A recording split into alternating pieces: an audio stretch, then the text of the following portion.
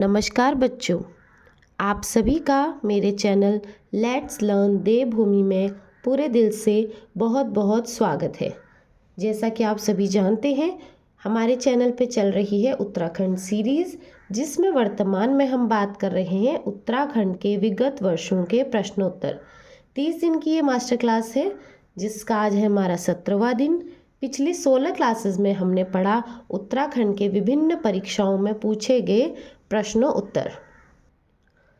आज की क्लास में भी हम आपके लिए 25 प्रश्न लेकर आए हैं जो उत्तराखंड के विभिन्न परीक्षाओं में पूछे हुए हैं। स्क्रीन पर आपको क्वेश्चंस दिख रहे हैं। हमेशा की तरह कोशिश यही करनी है कि प्रश्नों के उत्तर आप मुझसे पहले दे सकें। आज का पहला प्रश्न हमारा, कुमाऊं का इतिहास पुस्तक के लेखक। तो ये मैंने आपको पढ़ा रखा है। जो कुमाऊं का इतिहास लिखी थी, ये पुस्तक लिखी थी बद्रीदत्त पांडे जी ने, और ये बहुत फेमस बुक थी और ये प्रश्न परीक्षा में रिपीट हुआ है। आज का दूसरा महत्वपूर्ण प्रश्न, कुमाऊं का चाणक्य के नाम से किसे जाना जाता है। तो जो कुमाऊं का चाणक्य है वो किसे कहा जाता है, या ये उपाधि किसको दी गई है कहा जाएगा, तो वो दी गई है हर्षदेव जोशी को।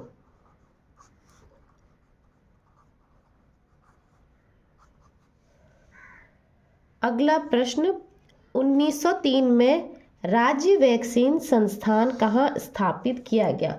तो 1903 में जो उत्तराखंड राज्य वैक्सीन है, यह पटुआ डांगर में स्थापित किया गया था। अब बढ़ेंगे हमारे चौथे महत्वपूर्ण प्रश्न की तरफ। हमारा आज का चौथा महत्वपूर्ण प्रश्न है, वाडिया हिमालयी भूविज्ञान संस्थान की स्थापना किस वर्ष हुई। तो प्रश्न क्या था, वाडिया हिमालयी भूविज्ञान संस्था की स्थापना का वर्ष पूछ रहा है। तो यह है 1968 में। आगे बढ़ेंगे आज के पांचवें महत्वपूर्ण प्रश्न की तरफ। तो आज का पांचवा महत्वपूर्ण प्रश्न है, उत्तराखंड के जनपद समूह जो अंतर्राष्ट्रीय सीमा को साझा करते हैं। अब ये प्रश्न परीक्षा में इस प्रकार से पूछा था कि ऑप्शंस में अलग अलग जो जनपद है उनके समूह रखे थे, और प्रश्न था कि अंतर्राष्ट्रीय सीमा को जो अपनी बाउंड्री साझा करते हैं, शेयर करते हैं, वो जनपद समूह वाला ऑप्शन आपको टिक करना था। तो ऐसे 5 जनपद हैं जो क्या है, अंतर्राष्ट्रीय सीमा बनाते हैं, ये आपको पता है। ऊपर से चलेंगे तो उत्तरकाशी, फिर उसके बगल में आता है चमोली। उत्तरकाशी के बगल में आया चमोली, और फिर चमोली के बगल में आया हमारा पिथौरागढ़। अब ये 3 जनपद तो हमारे तिब्बत चीन के साथ ये 3 क्या करते हैं, सीमा बनाते हैं। अब इसके बाद पिथौरागढ़ के नीचे आता है चंपावत, और चंपावत के नीचे हमारा पड़ता है उधम सिंह नगर। ये 3 जनपद नेपाल की सीमा के साथ अपनी बाउंड्री शेयर करते हैं। तो पिथौरागढ़ एकमात्र ऐसा जिला है जो क्या है, 2 देशों के साथ अपनी सीमा को साझा कर रहा है। वहीं अंतर्राष्ट्रीय सीमा कितने जनपद जो है अंतर्राष्ट्रीय सीमा साझा करते हैं, तो वो 5 जनपद हैं, उत्तरकाशी, चमोली, पिथौरागढ़, चंपावत व उधम सिंह नगर। ये क्वेश्चन क्लियर हुआ। अब जिस ऑप्शन में आपको ये सब नाम दिखेंगे वो आपको टिक करना है। अगला प्रश्न, पिथौरागढ़ जिले की स्थापना कब हुई। तो पिथौरागढ़ जिले की स्थापना, जब मैंने आपको जिला सीरीज करवाया था, तो हर जिले के बाद उसकी स्थापना वर्ष के साथ हमने उसका क्षेत्रफल पढ़ा था और आगे की जानकारियाँ आपको दी थी। तो पिथौरागढ़ जिले की स्थापना 24 फरवरी 1960 को हुई थी।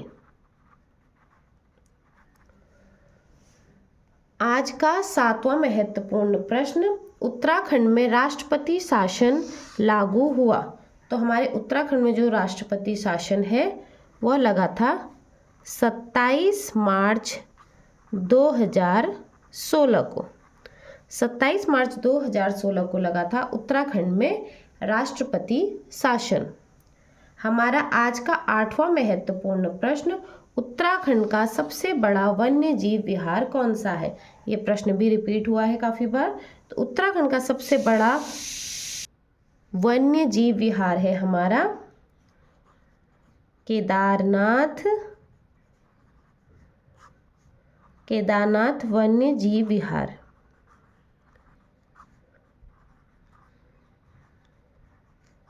केदारनाथ वन्य जीव विहार सबसे बड़ा वन्य जीव विहार है। ये 2 जनपदों में पड़ता है, चमोली और रुद्रप्रयाग में।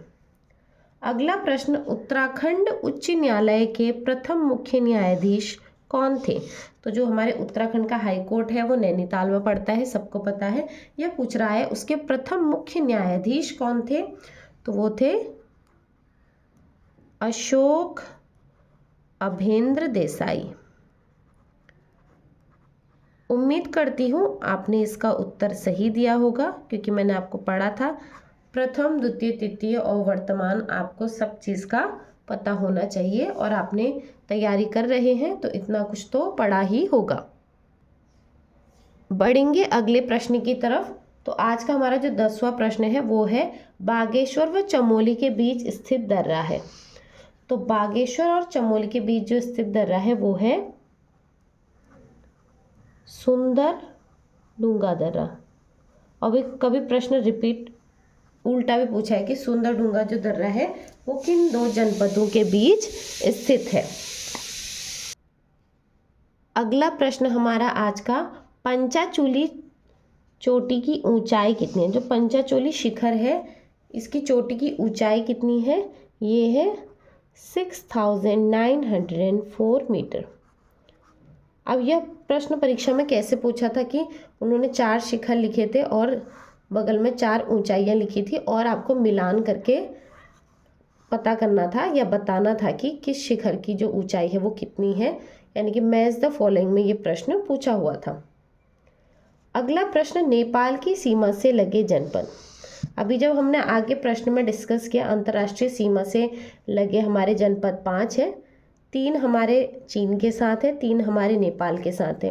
और पिथौरागढ़ क्या है, वो जनपद है जो चीन और नेपाल दोनों के साथ बॉर्डर शेयर कर रहा है। तो नेपाल की सीमा से लगे जनपद सबसे ऊपर आता है पिथौरागढ़। दिमाग में उत्तराखंड का नक्शा लेके चलो। पिथौरागढ़ के नीचे पड़ा हमारा चंपावत और चंपावत के नीचे हमारा पड़ा उधम सिंह नगर।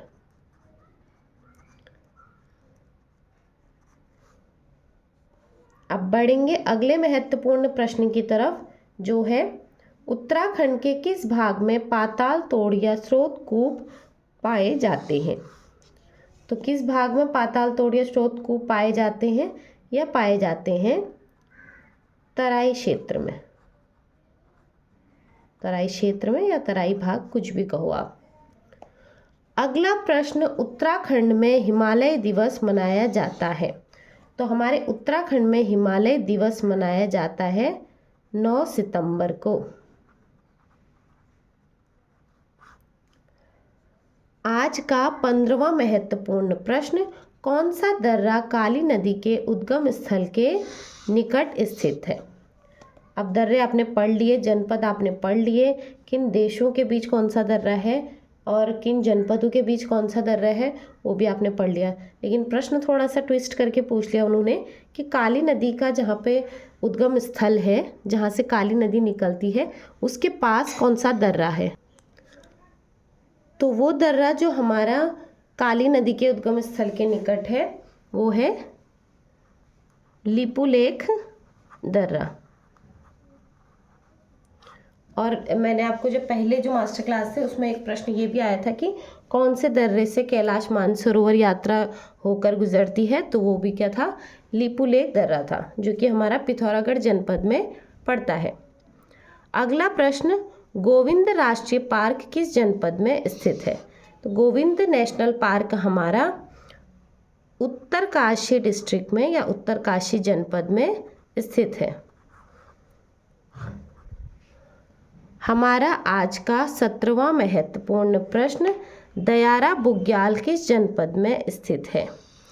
बुग्याल बहुत महत्वपूर्ण, तो दयारा बुग्याल किस जनपद में है पूछा जा रहा है, तो यह भी है हमारा उत्तरकाशी जनपद में स्थित। उम्मीद करती हूँ आपने ये राष्ट्रीय पार्क और ये बुग्याल वाला प्रश्न बिल्कुल सही दिया होगा। आज के 18वें प्रश्न की तरफ बढ़ेंगे तो देखेंगे प्रश्न है, राज्य में पर्वतीय शीतोष्ण वनों का विस्तार पाया जाता है। तो जो पर्वतीय शीतोष्ण वन है यह हमारे कहाँ से कहाँ तक पाए जाते हैं, 1800 से 2700 मीटर के मध्य पाए जाते हैं। ये इनका विस्तार है, इतने एरिया में क्या होते हैं, पर्वतीय शीतोष्ण वन क्या है, फैले हुए हैं। अब बढ़ेंगे हम अगले प्रश्न की तरफ जो है उत्तरांचल राज्य विधेयक राज्यसभा में पारित हुआ। तो जो विधेयक है सबसे पहले लोकसभा में पारित होता है, उसके बाद यह पारित होता है हमारी राज्यसभा में, उसके बाद क्या होते हैं, राष्ट्रपति जी के हस्ताक्षर या उनकी स्वीकृति होती है। तो जो हमारा उत्तरांचल राज्य विधेयक है ये लोकसभा में तो पारित हुआ था 1 अगस्त 2000 को, ठीक है। अगर यहाँ पे राज्यसभा की जगह लोकसभा होता, लोकसभा पूछा जाता तो आप लिखते 1 अगस्त 2000 को। प्रश्न क्या पूछा परीक्षा में, राज्यसभा में कब पारित हुआ, तो राज्यसभा में पारित हुआ ये 10 अगस्त 2000 को। वहीं अगर पूछता कि ये उत्तरांचल राज्य विधेयक राष्ट्रपति द्वारा स्वीकृति जब हुई तो वो हुई 28 अगस्त 2000 को। ये क्या था, राष्ट्रपति की स्वीकृति। अगर कोई भी विधेयक लोकसभा में पारित हुआ, राज्यसभा में पारित नहीं हुआ तो वो तो वहीं पे रुक जाता है। लोकसभा में पारित हुआ, राज्यसभा में पारित हुआ लेकिन राष्ट्रपति की मंजूरी नहीं मिली, तब भी वो विधेयक क्या हो जाता है, रुक जाता है। तो राष्ट्रपति जिनने 28 अगस्त 2000 को स्वीकृति दी थी वो भी प्रश्न पूछ सकता है, तो उस समय राष्ट्रपति थे KR नारायण। अगला प्रश्न, किस परमार शासक की उपाधि गर्वभंजक थी, तो परमार शासक जिनकी उपाधि गर्वभंजक थी वो शासक थे हमारे महिपत शाह की।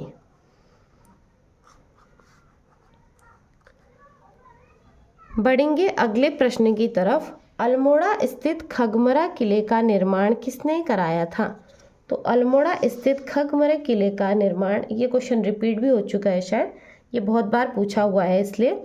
तो अल्मोड़ा स्थित खगमरा किले का निर्माण राजा भीष्मचंद ने करवाया था। ये भी उत्तराखंड की परीक्षाओं में काफ़ी बार पूछा जा चुका है। अगला प्रश्न, चंद राजाओं का राज्य चिन्ह था, तो कोई भी राजा होते हैं या कोई भी शासक होते हैं, जैसे भी हमारा उत्तराखंड का राज्य की चिन्ह है, हमारे देश का चिन्ह है, वैसे ही चंद राजाओं का भी कोई राज्य चिन्ह था। अब वो राज्य चिन्ह क्या था, यही परीक्षा में पूछा हुआ था। तो चंद राजाओं का राज्य चिन्ह क्या था, गाय थी। अगला प्रश्न, चंद काल में भू राजस्व की दर थी, चंद काल में जो भू राजस्व थी उसकी दर क्या थी, उपज का 6वां भाग, जो भी उपज होगी, जो भी पैदावार होगी उसका 6वां भाग या 6वां हिस्सा क्या होगा, भू राजस्व की दर के रूप में लिया जाएगा। अगला प्रश्न, महारानी कर्णावती को जाना जाता था, यह प्रश्न आपको सीधे इसका उत्तर पता चल जाएगा ऑप्शन देख के।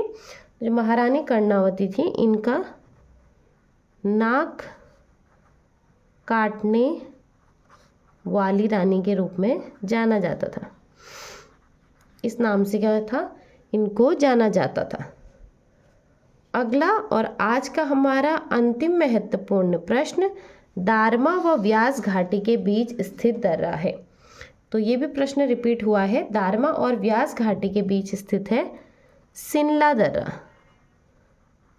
और जब मैंने आपको दर्रे पढ़ाए थे तब बताया भी था, ये तो पिथौरागढ़ में आता है कि जो दर्रे हैं वो या तो किसी जनपद को अलग कर रहे हैं या जनपदों को जोड़ रहे हैं या किसी जनपद और देश को जोड़ रहे हैं, लेकिन सिनला दर्रा क्या है, ये पिथौरागढ़ जनपद के अंदर आता है, यानी कि किसी और जनपद या देश के साथ नहीं जुड़ा है, बस ये दारमा और व्यास घाटी के बीच स्थित है, जो कि पिथौरागढ़ जनपद में पड़ता है। तो इसी के साथ आज की हमारी 17वीं मास्टर क्लास के भी 25 महत्वपूर्ण प्रश्न यहीं पर समाप्त हुए। प्रश्न उतने टफ भी नहीं थे, आज के प्रश्न बहुत सिंपल थे। तो उम्मीद करती हूँ जो बच्चे पहले से पढ़ाई कर रहे हैं उन्होंने अच्छा स्कोर किया होगा। कहीं पर पढ़ाने में कोई त्रुटि हो गई हो तो कमेंट बॉक्स में कमेंट करके आप मुझे बता सकते हैं। बाकी आपने कितना स्कोर किया या किसी क्वेश्चन में आपको डाउट हो तो वो भी आप कमेंट करके मुझे बता सकते हैं। बाकी वीडियो को ज़्यादा से ज़्यादा शेयर कीजिए ताकि ज़्यादा से ज़्यादा बच्चों के साथ हमारी ये विगत वर्षों की जो प्रश्नोत्तर की सीरीज़ है ये पहुंच सके और किसी बच्चे की सहायता हो सके। तो इन्हीं शब्दों के साथ अपने वीडियो को यहीं पर समाप्त करती हूँ। आप सभी का मेरे चैनल से जुड़े रहने के लिए और मेरे वीडियो को इतना सारा प्यार देने के लिए पूरे दिल से बहुत बहुत धन्यवाद।